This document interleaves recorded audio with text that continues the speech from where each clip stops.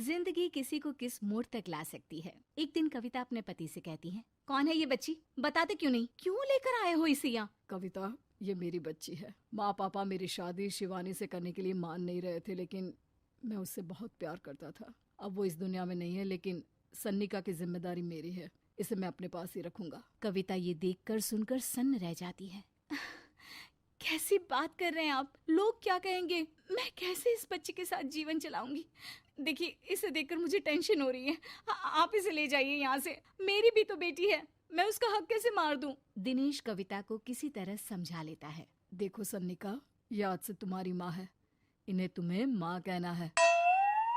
कविता को तो सन्निका को देखना भी गवारा नहीं है, फिर वो उसकी माँ कैसे बन पाती? और शायद दिनेश भी ये हकीकत जानता था। कुछ साल बाद देखिए, अब राधिका बड़ी हो गई है, उसके लिए किसी अच्छे घर का रिश्ता देखिए ना। शादी तो करवानी है ना? हाँ, लेकिन सन्निका उससे बड़ी है, पहले तो उसकी शादी तय करेंगे ना। जमाना जानता है कि वो एक नाजायज लड़की है, कोई उससे शादी क्यों करेगा? वैसे भी आता है क्या उसे, जो कोई उसे अपने घर की बहू बनाएगा? तभी वहाँ सन्निका आ जाती है। पापा, मुझे स्कॉलरशिप मिल गई है, आगे का सारा खर्चा यूनिवर्सिटी वाले उठाएंगे। मैं कल ही वहाँ हॉस्टल में शिफ्ट हो रही हूँ। लो, सुना दिया ना फैसला। अरे अब क्यों शिफ्ट हो रही हो, पहले ही हो जाती शिफ्ट। दुनिया में यूं कालिक तो ना होती हमारी। क्या यार कविता, एक तो खुशी की बात है कि लड़की को कुछ आगे बढ़ने पढ़ने का मौका मिल रहा है, लेकिन नहीं, तुमको तो केवल ताना मारना ही आता है। जाकर देखो शिवानी क्या कर रही है। अरे हाँ, मैं शिवानी को दूध देना भूल गई, वो कैसे उठेगी? कविता को ये सुनकर गुस्सा आ जाता है। हाँ हाँ, अपनी किताबों से फुर्सत मिले तब ना। मेरी बेटी ना कुछ खाए ना कुछ पिए, यही तो चाहती हो तुम। सन्निका, जिसने कभी कविता से बात ही नहीं की थी, क्योंकि वो उसे हमेशा कोसती, वो वहाँ से बिना कुछ कहे निकल जाती है।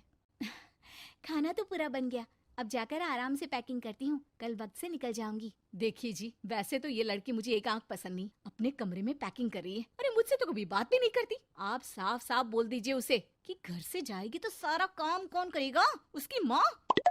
माँ का नाम सुनकर सन्निका भी वहाँ आ जाती है। नहीं, वो कैसे करेंगी, वो तो मर गई है ना।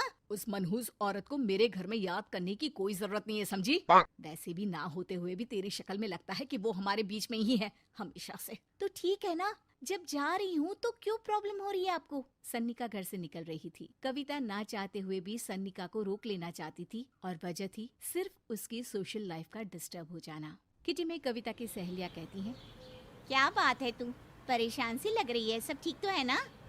क्या हुआ, उस सन्निका ने फिर कोई तमाशा किया क्या? अरे नहीं नहीं, चली गई, वो तो ऑक्सफोर्ड की कोई एनजीओ है, उसकी स्कॉलरशिप मिली है। मेरा भाई बता रहा था कि उसका तो फ्यूचर ब्राइट है।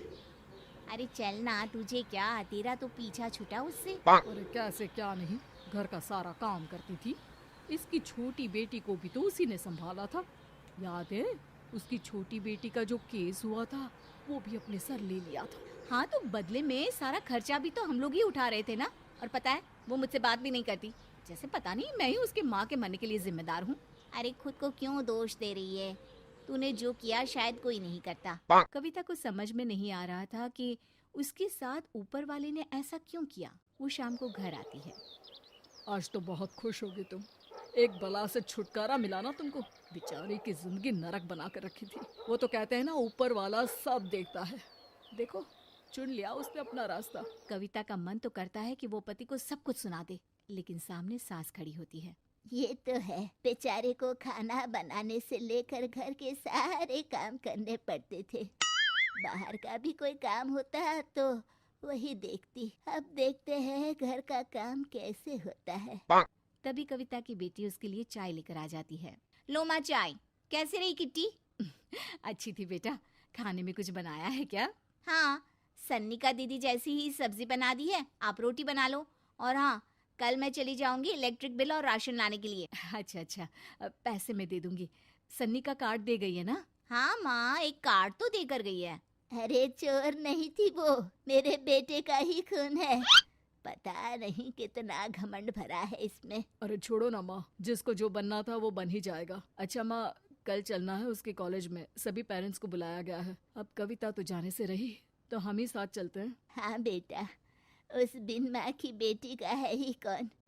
अब क्या था, कविता का गुस्सा फूट पड़ता है। हाँ, आप लोगों के जैसे तो इंसान नहीं देखे मैंने। अरे मेरे सामने ही अपनी नाजायज बेटी को लाकर बिठा दिया।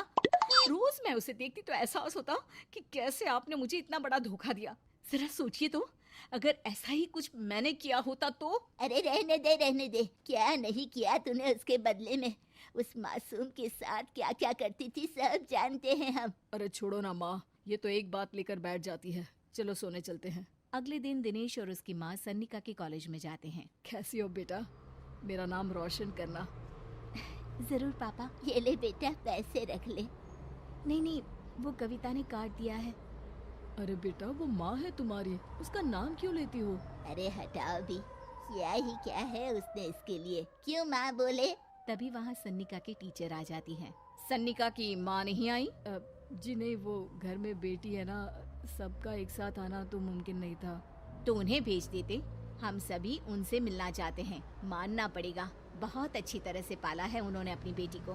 क्या घर का काम, क्या बाहर का। कॉन्फिडेंस तो कूट कूट कर भरा है। पैसे रुपये के लिए भी इसे किसी का मुंह नहीं देखना पड़ता। स्कूली शिक्षा भी लाजवाब है। पिता और दादी को एहसास होता है कि जिस कविता के पालन पोषण पर उन्हें हमेशा से शक रहा, वो सन्निका के भविष्य के लिए किसी वरदान जैसा साबित हुआ।